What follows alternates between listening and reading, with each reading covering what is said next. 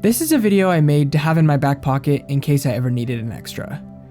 This one is being made right after we finished the series on the Tao Te Ching. And right now, I find myself wanting to talk just a little bit more about the last chapter of the Tao Te Ching. Specifically, I'm thinking about the first paragraph. This has been a lot on my mind lately, as I'm having a lot more opportunities to interact with people in the Discord and in the YouTube comments, and also as I'm just having a lot of opportunity to read and listen to things that interest me.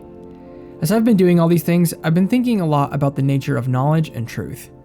I really like what Lao Tzu says in chapter 81, when he says, "Truthful words are not beautiful, and beautiful words are not truthful." Now, the first time I read this line, I found it a little weird, because I've certainly heard some very well said words that were full of truth. But in examining and thinking more about this chapter, I don't think that Lao Tzu is necessarily saying that anything that's well said is automatically false. I mean, by that standard, about everything we read in the Tao Te Ching would be false.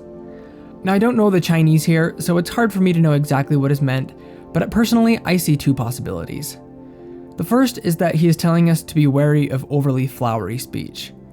Lao Tzu was definitely in favor of keeping things simple, and it seems to me that he preferred to teach by example, rather than by waxing poetic about abstract concepts, such as in chapter 62, where it said, "Sweet words can buy honor, but good deeds can gain respect."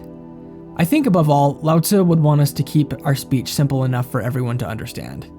The greatest truths are the most beautiful in their simplicity. The second possible interpretation I find in chapter 81 is that the truth will often not be pleasant for us to listen to. If we only listen to that which pleases us, we'll miss out on a lot of things that are true. Rulers of people run into problems when they surround themselves with yes men, who only tell them what they want to hear. Celebrities can suffer if they pay too much attention to the endless flatterers that surround them. But this problem isn't just limited to rulers and famous people.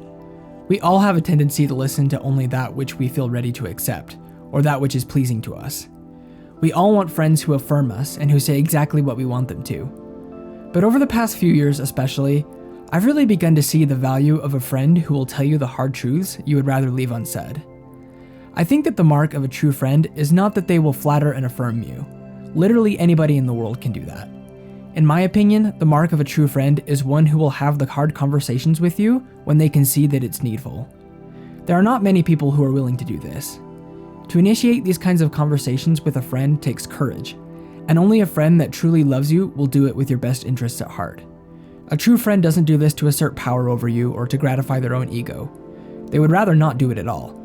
But they will anyway because they love you. These people are your true friends, not the ones who just gas you up all the time. Another point that we can take from this second interpretation is the fact that sometimes when we come across truth, it will come to us from outside our comfort zone. If your gauge of truth is that it makes you feel good, you run the risk of getting stuck in an intellectual and spiritual loop, endlessly revolving around the same old things you've always believed. This is not to say that we should not hold on to the truth that we've already collected, but oftentimes, new truth will come to us from seemingly unlikely places. And unless we are open to it, we might step right over it, or worse, trample it under our feet. Source, or the Tao, has many ways of bringing us into contact with new truth, and we don't get to choose the delivery mechanism. Sometimes this truth will come to us from trusted friends. Sometimes it will be from complete strangers. Sometimes it will come from those we agree with, and sometimes it will come from those whom we despise. Having a truly open mind will help us to be able to receive truth wherever it comes from. But this doesn't mean that we just automatically believe everything we're told. I've heard it said somewhere that an open mind is like an open window. It needs a screen to keep the bugs out. This screen is our intuition. Intuition is not the same as our comfort zone or our personal likings. If we hear something and we're not sure whether or not it's truth, we should sit with it for a while. Meditate on it. Pray about it if you pray. Does it taste like truth? What does your gut say? Doing this does take practice, but the more you do it, the more you'll get the hang of it. To me, the thing that makes the difference is having the honest intention to find truth, wherever it comes from. If you have this intention in mind, you will not be easily deceived. Deception, in my opinion, usually happens by playing off our pride, fear, lust, or ambition.